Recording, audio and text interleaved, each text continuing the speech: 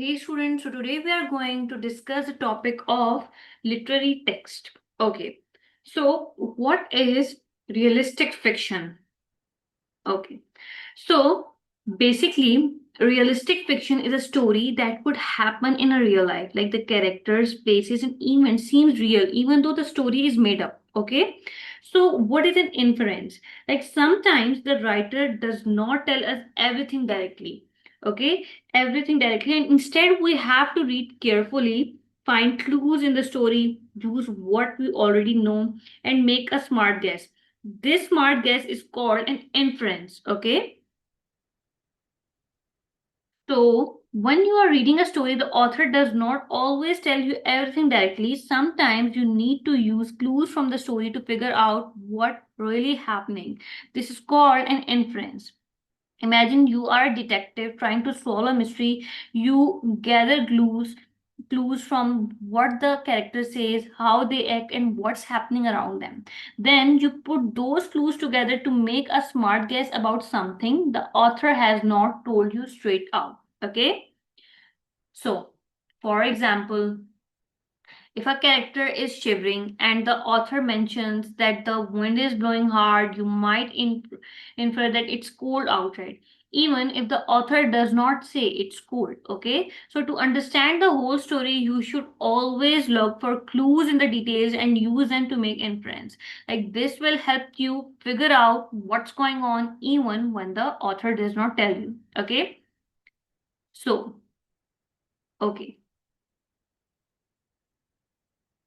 So read the story and answer the following question. Okay, pause the story and then we will discuss all the things.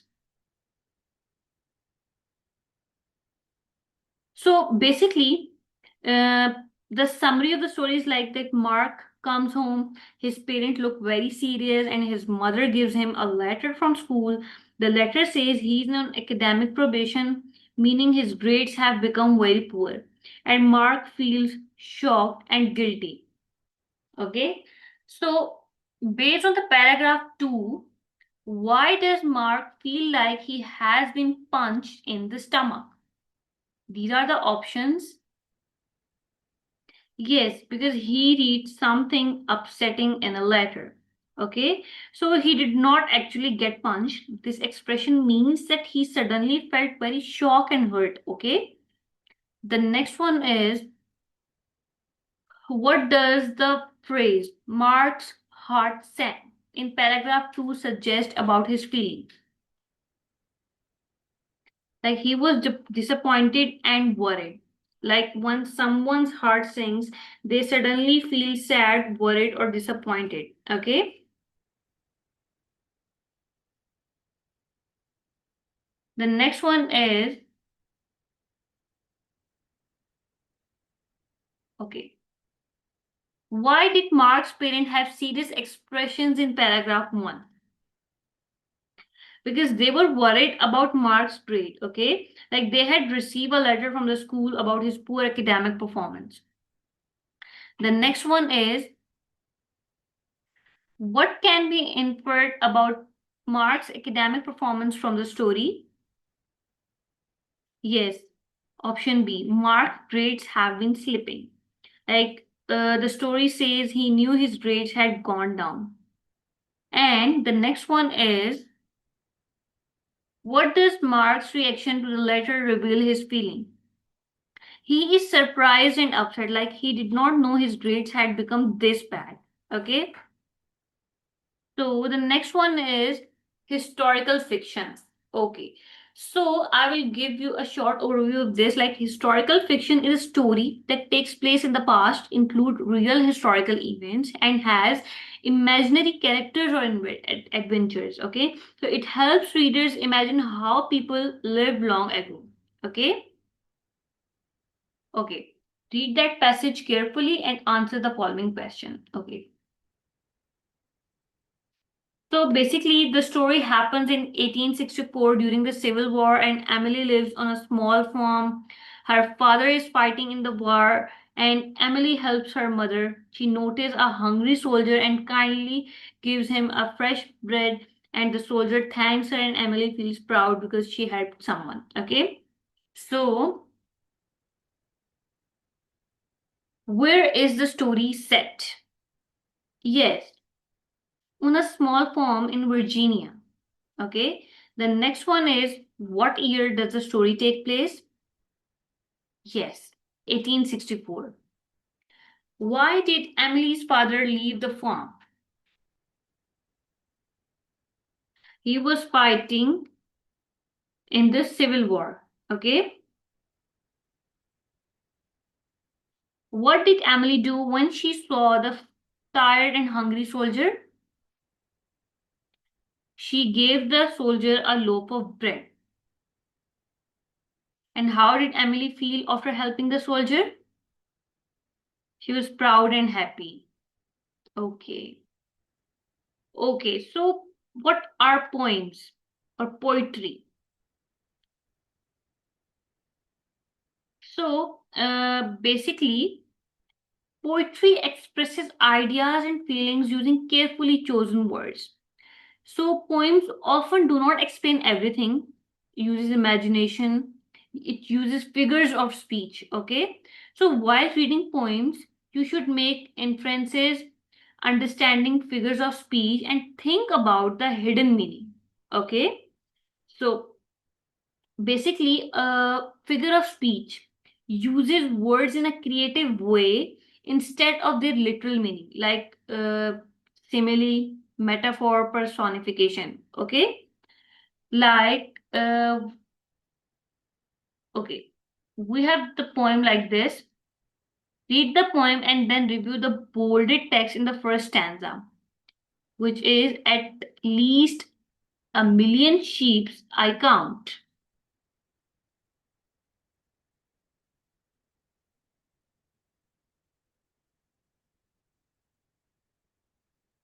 So the poem says that at least a million sheep I count.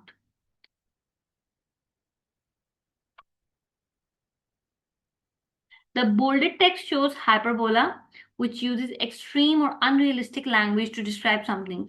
What is the purpose of this text? At least a million sheep I count. So first you have to know what is hyperbola. Like, it is an extreme exaggeration.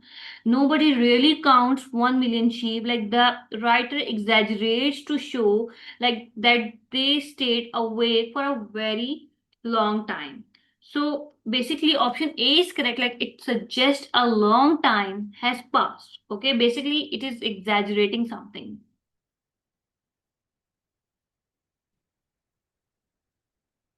Okay, so read this poem carefully.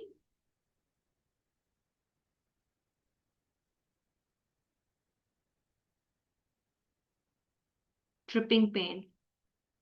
Basically, the artist is painting, the phone rings, the artist quickly answers it, and while talking, the paint begins to drip. So,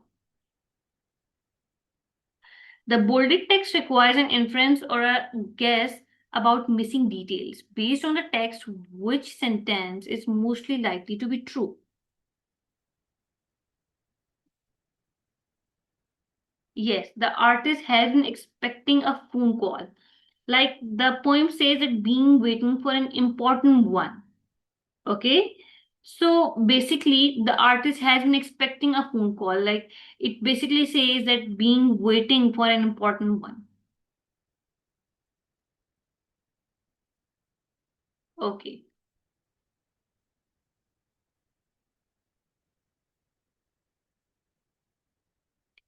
the bolded text requires inference or a guess about missing details based on the text. Which sentence is most likely to be true?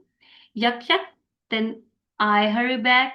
The lines that were trees drizzled into streams and decided to freeze. Yes.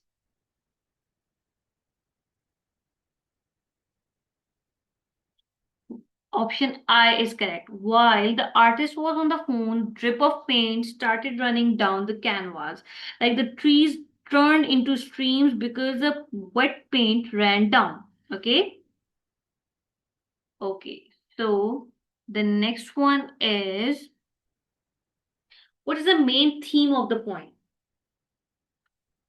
Option L. Sometimes you can make the best of your mistake. Like sometimes you can make the best of your mistake. Like instead of getting upset, the artist pretended the new effect was planned. This teaches us to stay positive when mistake happens. Okay. Okay. Drama. Okay. Drama or play. Like what is drama? Like drama is a story written to be performed on stage. Instead of long paragraph, it uses characters, dialogue or conversations, and stage directions. Okay. Like scene is like you can say that a play is divided into scenes. A new scene usually means that the time has changed or the place has changed. Okay. So a play is a story that is written so it can be performed for an audience. A play tell you what the actors say and do to help the audience understand the story. Plays are often divided into different scenes or parts of the play. When a new scene starts, that shows you that either time has passed or the setting has changed. Okay. Okay. So read the play and answer the questions. Okay, so first read this, stop the video and read this. Okay, so these are the next part. Pause the video and see this. Then I will give you a short summary of this.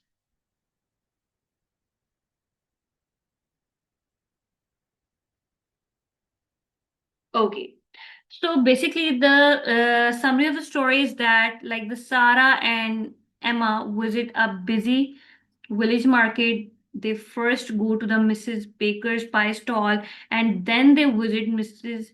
Thompson vegetable stall. Okay. So the drama story is like, what does Sarah want to buy for her rabbit?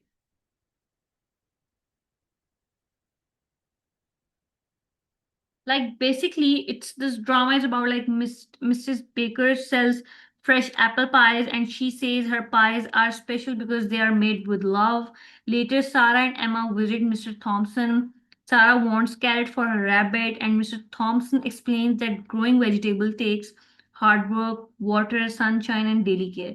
The girls thank him and continue enjoying the market. So what does Sarah buy for her rabbit? Yes, carrot. The next one is, what does Emma want to visit? Why does Emma want to visit Mrs. Baker's stall first? To get a new kind of pie because she heard Mrs. Baker's had a new pie. What makes Mr. Baker's pie special according to her? Yes, they are made with love.